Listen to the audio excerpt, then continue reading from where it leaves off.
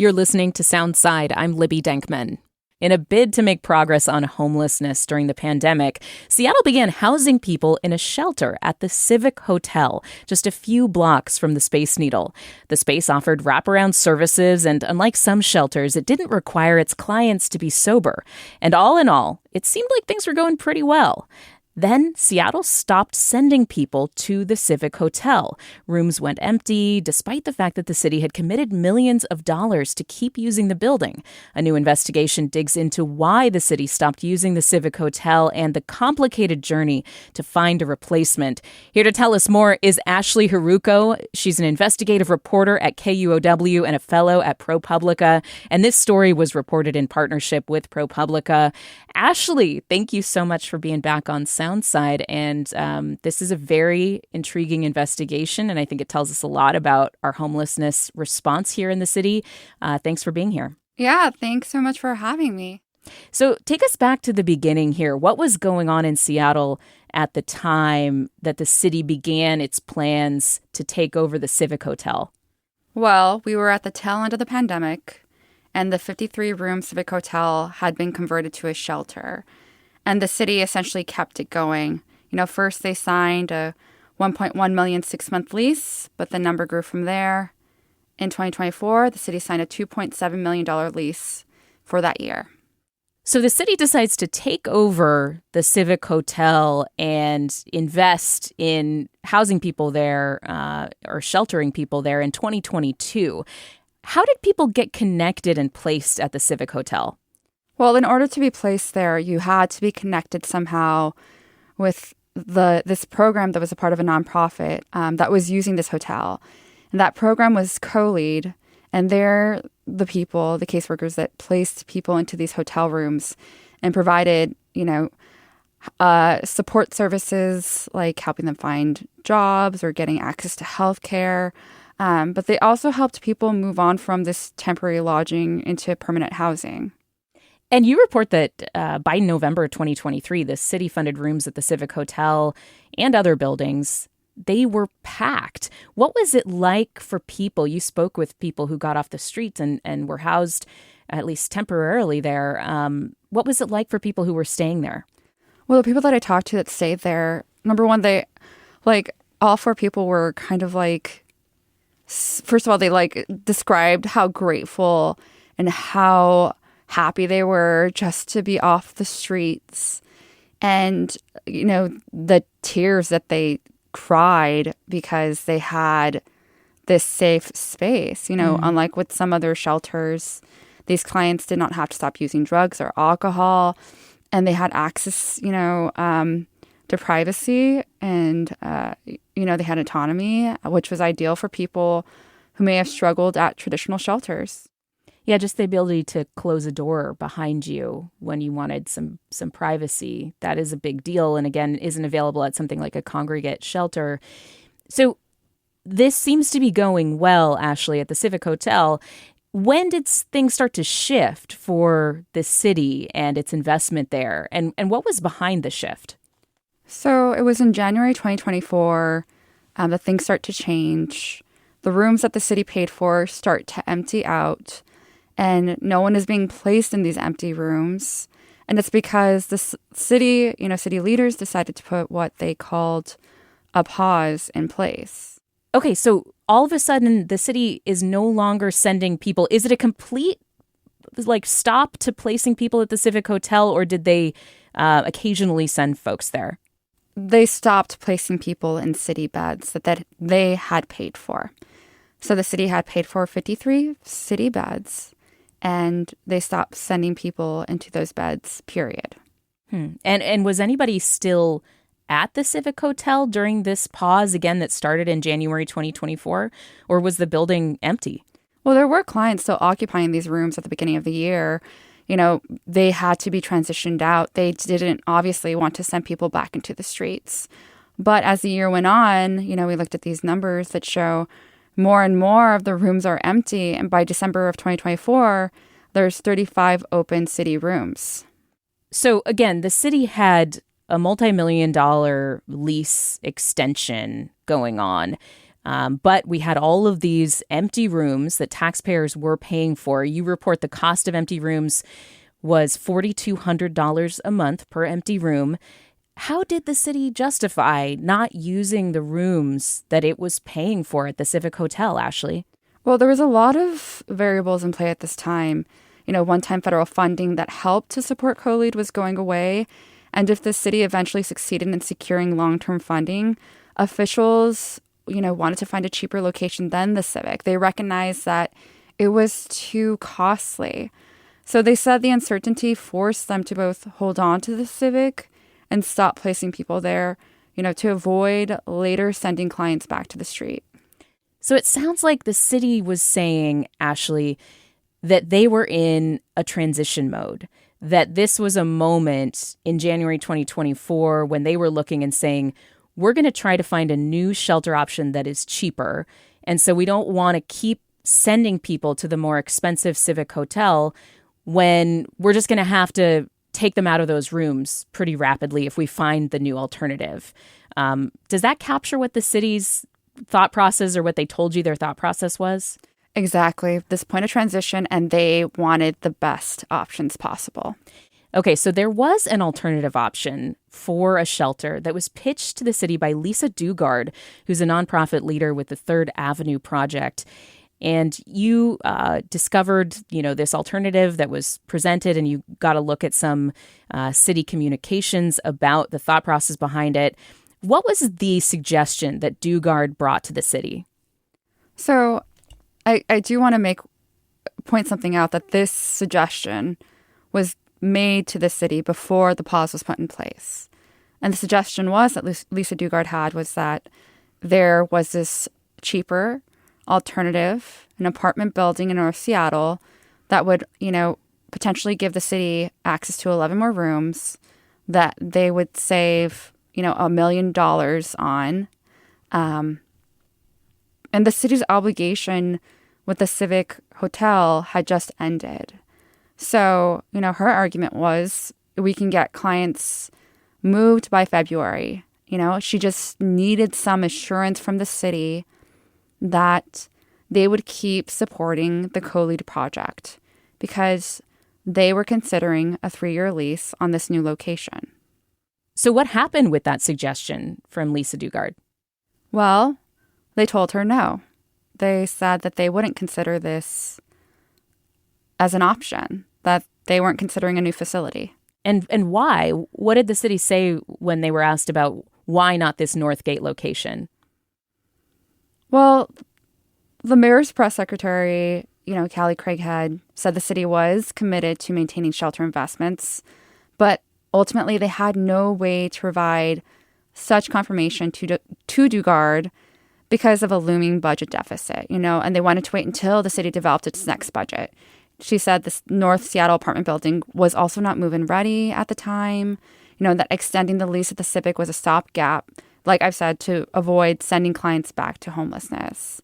But we also found that behind the scenes there was a different conversation happening that, And let me just jump in. This is from a Public Records Act request that you were able to get some of the messages that city officials were exchanging about this Northgate alternative. And what did you find when you got access to those messages? So in these messages is actually Microsoft Teams messages between Chief Deputy Mayor Tiffany Washington to her colleague, that we got, like you said, in a public records request last week.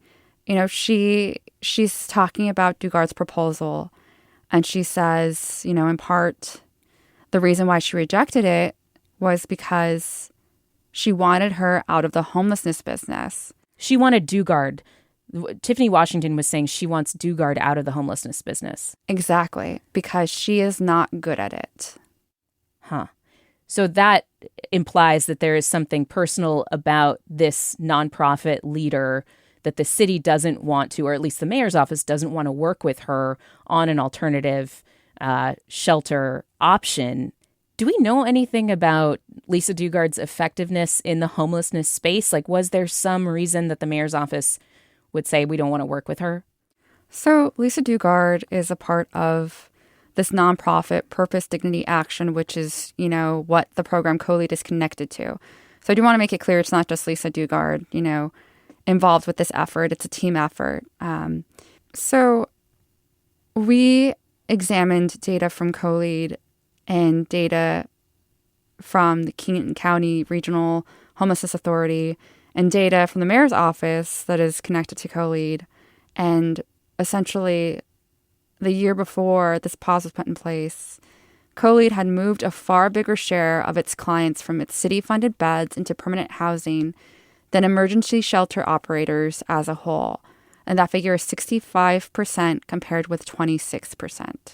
So looking at these numbers, you would say that this program was successful.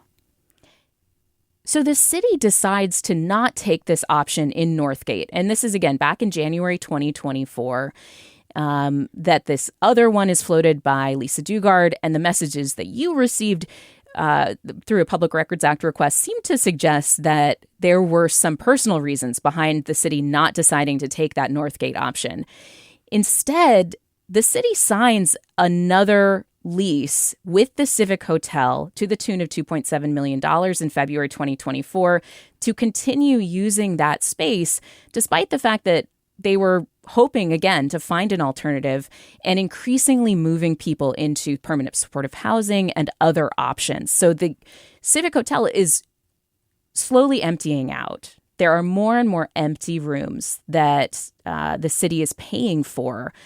Ashley, does the city eventually find an alternative to the Civic Hotel, and what happens with that? So 16 months later, after this pause is put in place, the city eventually lifts the pause and they start placing people again at this North Seattle property that Lisa Dugard had initially proposed in January 2024. Wow. So there is a whole 16-month period from the first recommendation for the Northgate location to when the city decides to go with it, where instead the city's paying for empty hotel rooms. Is that accurate? Am I capturing that? Am I oversimplifying things there? No, I think that's accurate, yes. I mean, the lease with the Civic did end at the end of 2024, so there was a period where there were nowhere to send city clients for COLEAD, but in May, they again started sending them to that original proposed property. And what is the impact as the Civic hotel rooms are sitting empty for that 16-month period? I mean, what does that mean for homelessness response in the city of Seattle? I wanted to talk to someone who would have been in one of these rooms, right? Because I think those are the most impacted, not just taxpayers, but the people who really needed this resource. And they were turning to other shelters. But there's not many of those in Seattle. We're dealing with a shortage of shelter beds and affordable housing. So, there were people sleeping outside. And one woman I spoke to, Tiffany Fields, would have been a perfect candidate for this program and these rooms in 2024 when this pause was in place. But instead, last year, she ended up sleeping outside at bus stations, trying to stay safe because she felt that women were more vulnerable out in the street. So she pretended to have a firearm to keep others away. Mm. So, Ashley, tell me more about this Northgate location that the city, again, had an option to take in January of 2024, decided to pass, and then 16 months later, ended up sending people to. What is this Tarina James location like, and how's the city using it? So it's an apartment building. So again, everyone has their own personal space, and COLEAD is in this space again, and they're doing what they did back at the Civic, which is offering wraparound services. And, again, they're helping people to move on to permanent housing or getting them health care, just really trying to get at the root of, what's going to help them. Okay, Ashley, and I know you've been in contact with the mayor's office about how this all went down, the messages that you obtained about their decision-making process initially with the Northgate location and, what the mayor's position is on all of this. You weren't able to get an interview with the mayor, but what did the mayor's office say about everything that you've reported here? Well, going back to the messages about Lisa Dugard and, what Tiffany Washington, or Chief Deputy Mayor for the city of Seattle, wrote, she said they were not, first of all, they didn't factor into the decision-making that was made at the city around the Civic, and that, she's worked with Lisa for 10 years and they're continuing to work with them now. And, basically actions speak louder than words in this case, is what she was saying. In regards to the pause, and like I've said, they were facing a lot of, variables at the time. The budget deficit, which was millions and millions and millions of dollars, the one-time federal funding expiring, and, the pricey cost of the Civic Hotel. And what do you think for readers of your story they should take away about what happened here? Because as you say, the city was facing a lot of uncertainty. It seems like they were trying to do the right thing in not cycling people into the Civic Hotel and then really rapidly having them go back out on the street without permanent placement.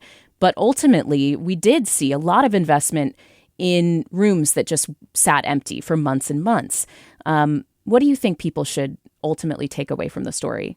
I think the real world consequences that, impact people like Tiffany Fields out on the street, having to sleep at the bus stops in our city, when we have policymakers that, are using whatever their decision making, whatever's backing that, they're the ones calling the shots. It's still having very real world impacts for someone like Tiffany Fields. That was Ashley Hiruko, investigative reporter at KUOW. You can read her story on the Civic Hotel and what happened there in terms of the empty beds at KUOW.org.